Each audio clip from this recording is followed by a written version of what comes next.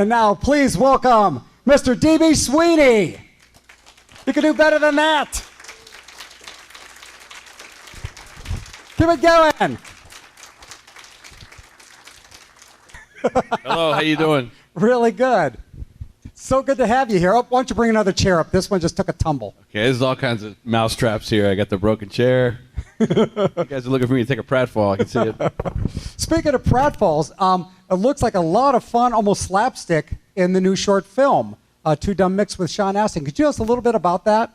Oh, thanks. Yeah, you know, Sean Astin, who is obviously also here today and tomorrow, I think, is an old friend of mine. We did Memphis Belle together in 1990, and we spent a great 5 months together in England and became great friends. And, you know, I was kind of new to Hollywood. He'd been in it for a while, and I thought, you know, when you make friends with somebody, you end up making 5, 6, 7 movies together and see each other all the time. And we never ended up working together again, so I really wanted to work with him. So I wrote this piece, and we did it about 2 years ago, and it was just kind of for fun. And so I submitted it to some film festivals to see if people thought it was funny, and we've ended up, it's won over 80 awards and prizes now in a year and a half. So it's been really fun. And Sean and I are planning on doing more installments of this. You saw about the first 2 minutes of it, and there's another 3 minutes. It gets even stupider. So I think you guys, you know, you might like it. If you go to twodummmix.com, and there's no B in the dumb because they're dumb. So, but hopefully we'll have more of those soon. We'll talk to Sean about it today. Yeah. What was the inspiration for that? Like old like serials, you know, movie serials like they used to show? Yeah, I love, you know, comedy's hard these days because obviously there's so much political correctness and there's comedy police if you say the wrong thing. So I started thinking the only thing people can't really get mad at you for is slapstick. I love Abbott and Costello, and I thought, you know, pie in the face is universal. So I really wanted to do something as sort of an homage, and that's really where that started. How long did it take you to write it? I wrote it in about, I don't know, you kind of have the idea and it's germinating, and the actual writing part of it is not that long, but I was kind of germinating the idea for a month or so, and then Sean and I shot it over one extremely long day in California. Any improvisation involved in that at all? No, you know, it's fun. It's a funny thing. I'm not a big fan of improvisation. I think that it's great for rehearsal, but, you know, improvisation really... unless you have Robin Williams, you know, rest his soul, or, you know, the thing is one actor is improvising one thing and the other actor is improvising the other thing, and they don't always meet. Mm-hmm. So I think that it's better to stick to the script. And I'm working on a sitcom now called Be Positive, which is on CBS, and it makes your day a lot shorter too when the actors aren't chiming in with ideas, and, you know, because like I said, most of the time, most actors, God love them, they kind of improvise about their own character. They don't improvise in a way that makes the story go forward. Mm-hmm. So I'm not a big fan. Okay. Do you want to take some questions from the audience? Absolutely. All right, if you got a question, raise your hand. Right there and right there. And once again, before we get started, thanks for doing this. Oh, it's my pleasure. You know, I haven't been back to Pittsburgh in a long time. I made a movie here with Peter Falk called Roommates many years ago, and I had such a great experience here, and you know, one of the great ballparks, and of course you guys have one of the great hockey teams, so you know, I'm looking forward. I'm going to try and sneak out there tomorrow night. Great. All right, question right here for you. Yes, in Fire in the Sky, you played Travis Walton, who says that he was abducted by aliens for 5 days in the 1970s. Do you believe that really happened to him? I don't really disbelieve it. I mean, it took place, the incident was reported in 1975, and I stayed out of the way of that whole did it happen, didn't happen, because of my experience on the movie Memphis Belle. Memphis Belle was based on a real-life crew in World War II of a bomber plane, and they were real guys, but in the script of Memphis Belle, they changed all their names and, you know, made them fictional characters like the navigator, the pilot, played by Matthew Modine, the ball turret guy, played by Sean Astin. And the real Memphis Belle guys were so excited to have the movie be told about them, except the navigator, the guy that I played, is very scared in the movie, and he's portrayed as something of a coward, although that's like a relative term when you're in war. But his family was extremely upset that this was going to be the legacy of, you know, Chuck Layton was the guy's name, and my character's name was Phil Lowenthal. So the movie people were like, well, it's a different name, but the family was like, no, they're going to say the navigator on the Memphis Belle was a coward. So I got kind of drawn into that whole controversy, and it was very uncomfortable. So when I was doing Fire in the Sky just a few years later, I said to the producers, I don't want to meet the guy because I don't want to be drawn into that controversy. I'd rather just believe in the script and play the character. So I subsequently met him after we were filming, And I didn't have any reason to disbelieve him. It's an incredible account, and it hasn't made his life any better. Yes, sir. Okay. Got a question for you right here. In The Cutting Edge, did you have to learn figure skating and hockey for that role? And if you did figure skating, what brand boot did you wear? The answer is yes and yes. I believe it was Rydell. Could that be right? Is that the right answer? Okay. I remember my skates were CCM Tax. I wore those more often. And yes, we did it. Moira and I both had to learn to skate, and it was a really incredible, one-of-a-lifetime experience because we had 3 months advance time to train. Like I think the movie started in like April 1st, and we started skating right around Christmas time.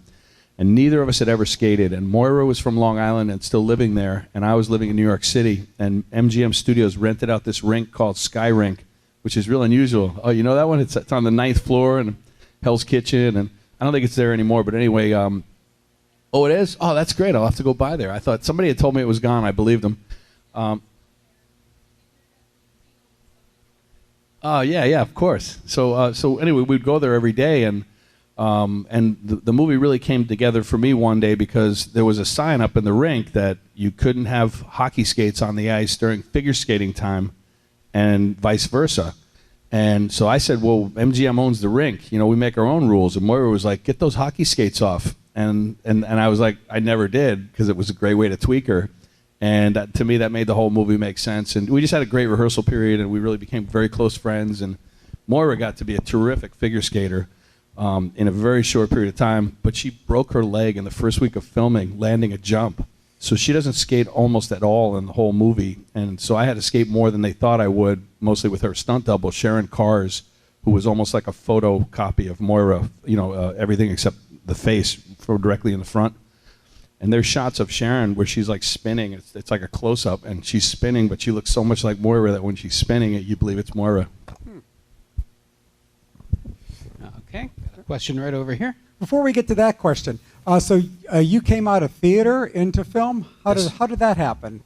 Yeah, I was a baseball player in college. I got injured, and then I thought I transferred. I was at Tulane University. I transferred to New York University, and I thought I really didn't want to get on with my life. I didn't want to get a real job or anything. But my dad was a guidance counselor, and he was like, "You got to stay in college because if you drop out, you'll never finish." And I thought, but I don't really want to do any homework or anything, so I'll just go into acting because that's probably the easiest thing, and there'll be girls there. And that was my entire career strategy. And of course, not knowing how to act, I couldn't get a part in any plays at NYU. It's a very serious acting school. I did an audition they liked, and they let me in. And so I couldn't get these parts. So eventually I found this space at New York University, which was being reconstructed. It was an empty room, and I asked the dean if I could use it to put on a play with my buddies. Wow. And so we started doing that, and we'd invite people from, casting directors, and we slide invitations under their door. And about the second year of fifth play, we usually have about 3 people in the audience. We'd set up about 50 chairs, and a big crowd would be 5 people. And so one day we had like 6 people, and nobody knew who the 6th guy was. It turned out he was a casting director, and he told an agent about me, and so that's how I got my start. That's awesome. Got a question right here. Hello, DB Sweeney. Great to have you with us. Hello, thank you. So the question I've always wanted to ask you is, what can you describe on your experience of working on the Disney projects Dinosaur and Brother Bear, and what was your fondest memory of playing as Aladar and Samuel E. Wright as Crone? Well, I had a great time. That was my first experience with animated movies at all, and that went on for like 5 years. It was, at the time, it was the most expensive movie ever made. Disney admitted to spending, I think, $200 million when it came out in 2000, and the real total was, I think, closer to $300 million because they built a whole digital animating studio and kind of ran the cost of it through that movie. Early on in the movie, Crone was voiced by Kiefer Sutherland, but he got tired of it taking so long, so he dropped out. He's a good buddy of mine, so it was fun to do a few sessions with him, and I just had so much fun. You go to work, and it's always fun to go and pretend you're a different character, but when you get to go pretend that you're a dinosaur, there's nothing better. It's like being 6 years old. And I remember one day the director said to me after I did a line, he said, "Now remember, you weigh 3 tons." And it was kind of the craziest direction I ever got, but then I realized what he was saying is that, so if you weigh 3 tons, your throat probably weighs 300 pounds, so make your voice sound a little heavier. It was just kind of just fun to pretend. And Brother Bear was the same kind of thing. My role in Brother Bear was much bigger in the original story, and they cut it out. The character gets killed, and he kind of becomes like Obi-Wan Kenobi to the other characters, and he appears many times, but at the end of the day, they took that out and slammed in some Phil Collins songs, I think, and changed the movie a little bit. I have a quick follow-up question. You mentioned baseball early on. Then you ended up being Shoeless Joe Jackson in 8 Men Out. Coincidence, or was that something that... No, not so much a coincidence. John Sayles, he's a very serious filmmaker, and he wanted the players in 8 Men Out to be as believable as possible, and that's why he went after Charlie Sheen, was a high school baseball player, and so I thought that was a great challenge to try and be the first movie to make baseball believable. We didn't realize at the time that Kevin Costner was doing such a great job on Bull Durham. They filmed it exactly the same time. Really?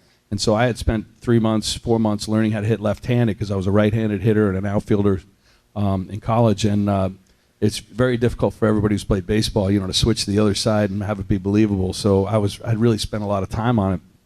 And they came to me to play the Tim Robbins part in Bull Durham, and I said, I can't quit on these guys. I've already put this time in, and so I think those two movies sort of reset the bar for baseball players, and Kevin Costner was so good in Bull Durham. I mean, it just reset people's expectations of baseball in the movies, I think. Thanks. I always wondered about that connection there, especially when you first mentioned that. You have a question in the back? Right back here. Hi. I'm Mr. Sweeney. Thank you for coming to Pittsburgh. Thank you. Good. I have a question.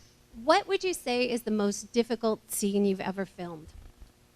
Well, there's certainly scenes in Fire in the Sky were extremely difficult because trying to simulate the weightlessness of the character.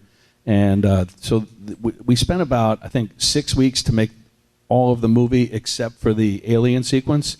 And we spent 5 weeks on that 12-minute sequence in the movie. So you can imagine the meticulous detail. And every day I was on wires to appear simulated. And they had such a genius idea because usually when you see people on wires, whether it's in hook or something, you can always tell that they have on a harness and the hooks are holding them up from the middle of their body. Even after the computer-generated aspect takes out the wire itself, you can kind of tell that they're hovering from the ceiling. So to get around that, what they did was they hung me upside down and they turned the camera upside down and they built the set upside down. So it sort of confounds the audience's sense of equilibrium, and it made the whole thing work. But for me, it meant that I had to sort of hold my body very awkwardly against this wire, and I developed very serious back pain for a couple of years. So, I mean, I was walking around with a limp for a while after that, but I believed in the movie so much, and I also thought, at that time they were trying to make Spider-Man, and I thought, well, James Cameron, who was going to be the director, he's going to hear that I'm good on the wires, and he's going to make me Spider-Man. That's how naive and stupid I was.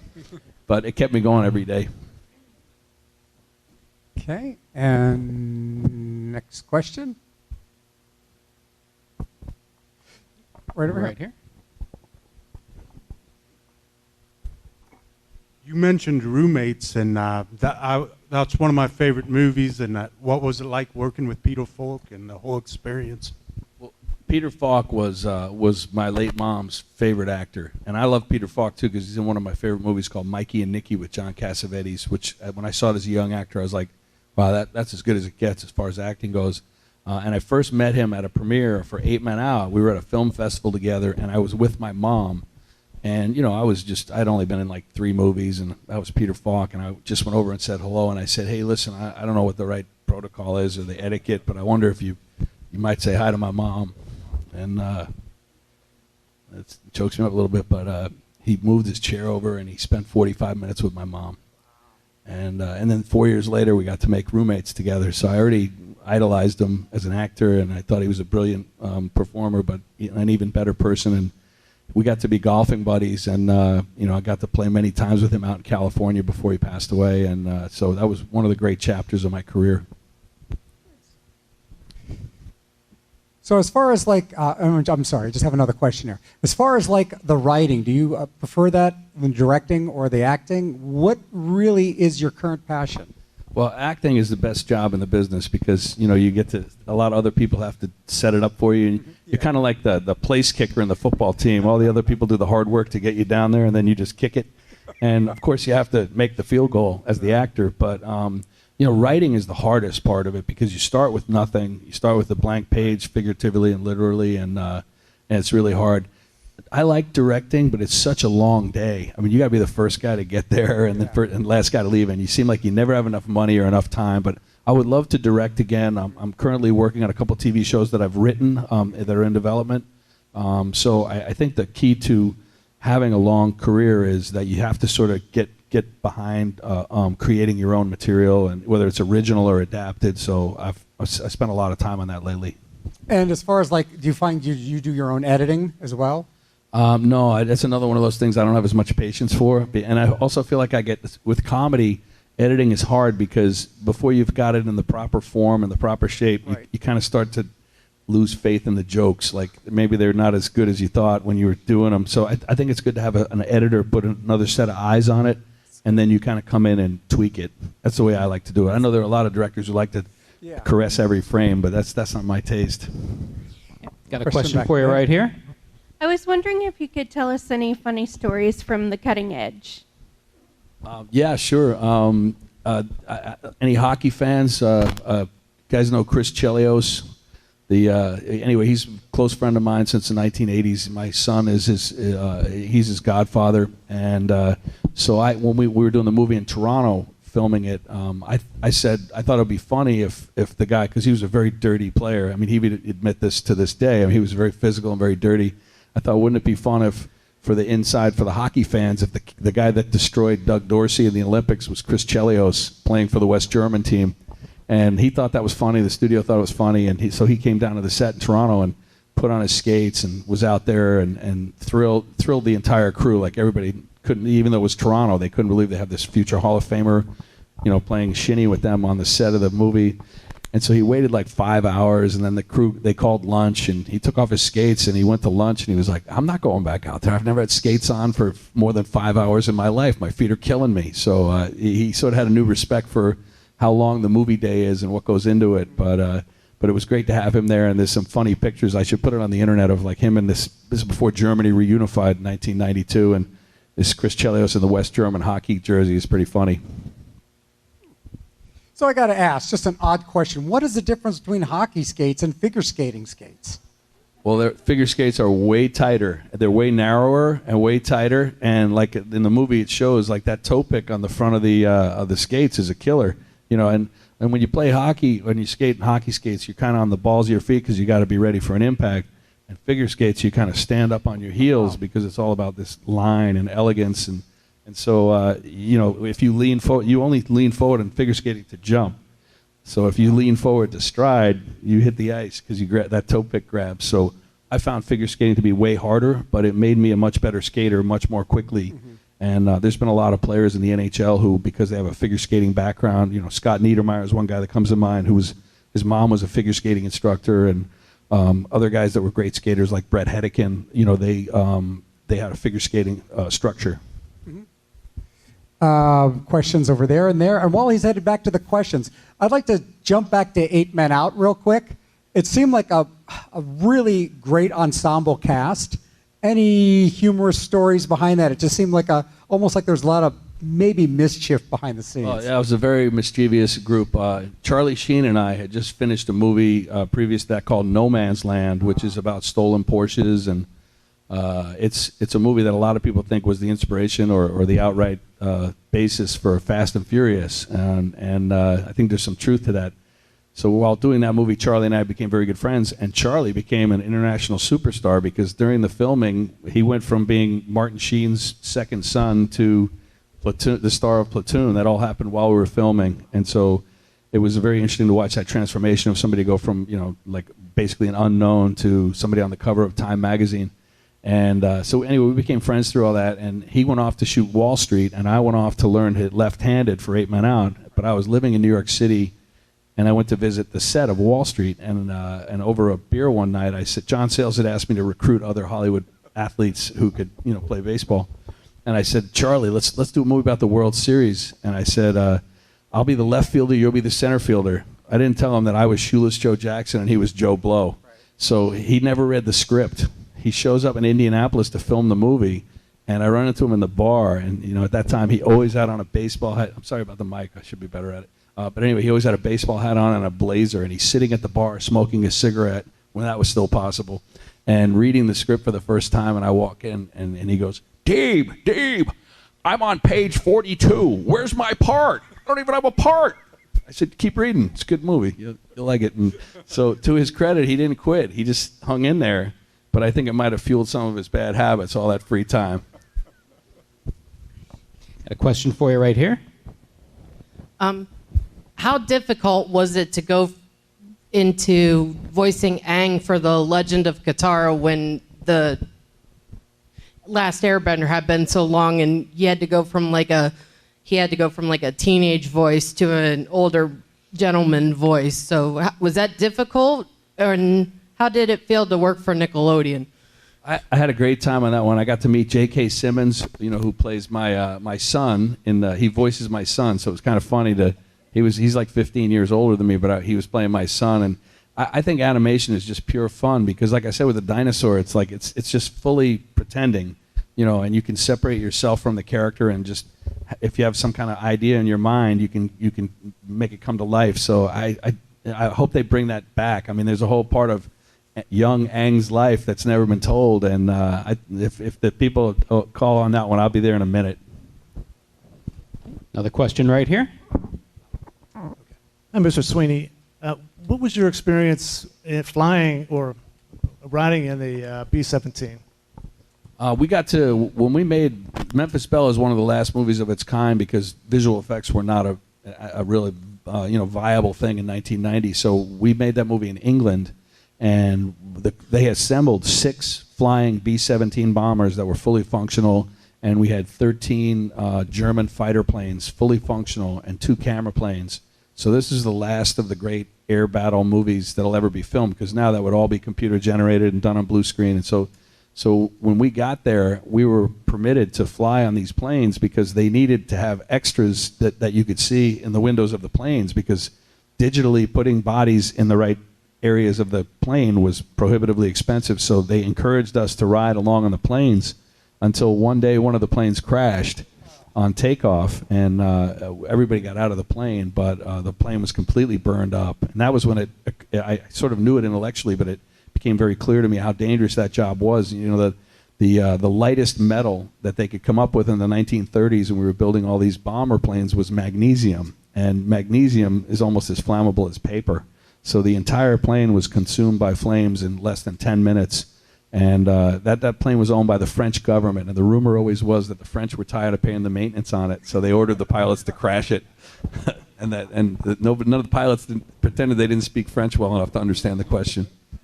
Got time for about 2 more questions. All right, we got one right here for you. Yeah, just were there any funny stories or anything from working on Spawn? Because I know it's kind of a crazier movie too. Yeah, I loved working on Spawn. It was kind of funny when Terry Fitzgerald, Todd McFarlane, the guy who wrote it, his best friend in real life is Terry Fitzgerald, the guy that I played. And he wrote Spawn as an African American, and then Terry Fitzgerald was white. And then later on, he had this revisionist idea that he was going to tell everybody, well, they forced D.B. Sweeney on me. And the day I met him, he was like, thank you so much for doing my movie. I'm so glad you're here and everything. So it was just funny to watch that story evolve. But the guy who directed it, Mark DePay, is a genius guy. He and Steve Spaz Williams were the 2 guys who developed the technology for James Cameron in The Abyss, where that water finger and that technology of creating that illusion, which became the liquid Terminator effect in T2. So these were 2 of the pioneering visual effects guys in the history of Hollywood, and they eventually got kicked out of the George Lucas world because George Lucas has this sprawling visual effects ranch up in Marin County in California, and if these guys were top guys, in charge of 200 or 300 visual effects people, and there was one building that was George Lucas's private sanctuary that you were not allowed to go in, and not only did they go in there, but they drank all his 400-year-old whiskey. So they got kicked out of, they were kicked off the ranch. So they started their own company called Banned from the Ranch. It was called Skywalker Ranch, George Lucas's thing. So anyway, James Cameron, who was so powerful in the business, was like, I'm not making movies without these guys. So they went on to work on Titanic and Avatar. But anyway, so Mark, this is one of the only movies that Mark had directed. And I just thought he was such an interesting guy that he was going to, really have a chance to do what he wanted. But there was a lot of friction on that set, and they didn't really. He's kind of a mild-mannered guy, and I think you have to be a little bit of a bull sometimes with the studios, and that wasn't really his personality. So I was really happy to work with Martin Sheen for the 3rd time, and to be around all those people. John Leguizamo was terrific in that movie, and it was really fun. Great. We got time for a question more. You're headed to your table to sign after this? Yeah, I'll be out there today and tomorrow. Great. And then there's going to be a photo op, I believe, later today, too. Let's grab one more question. Right there.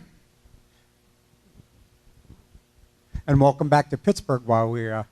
So I really am glad to be here. I was so surprised by this city when I first came here. Because, growing up in Long Island, you watch movies and TV, you're like, oh, it's going to be all coal mines and factories and smokestacks. And it's one of the more beautiful cities, I think, in America. Thank you. So the last question I had is, of all your experience on working on the many films throughout your career, what would you say are the challenges and the fun parts of working on both live action and animation? Well, I think animation is very technical in terms of the way you deliver your lines. Like especially with Dinosaur, they started out recording me on video saying these lines, and then they gave it to the computer animators, and they created the characters. And now I went back in, and I would have to ADR, do my lines again to the movements of the dinosaur's mouth. So it's kind of interesting the way it went back and forth, and it's very subtle. When the animation, especially of animals, where if you're playing people that are sort of animated people, I think the audience is a little more forgiving in their mind. Did that line really sync up with the way their mouth was moving?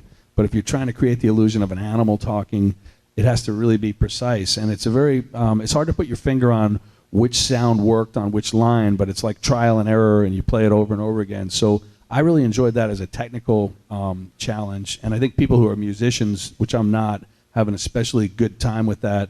But the hardest thing in Hollywood is getting parts. I mean, it's so competitive, and especially if you're not like an insider. Like I mentioned before, I'm from a little town in Long Island, and I kind of stumbled into it, and I don't really have a network of I didn't have a network of connections starting out where here's the people you should be nice to, and here's the people you should kiss up to, and I was basically like, what time is the baseball game I get free tickets to?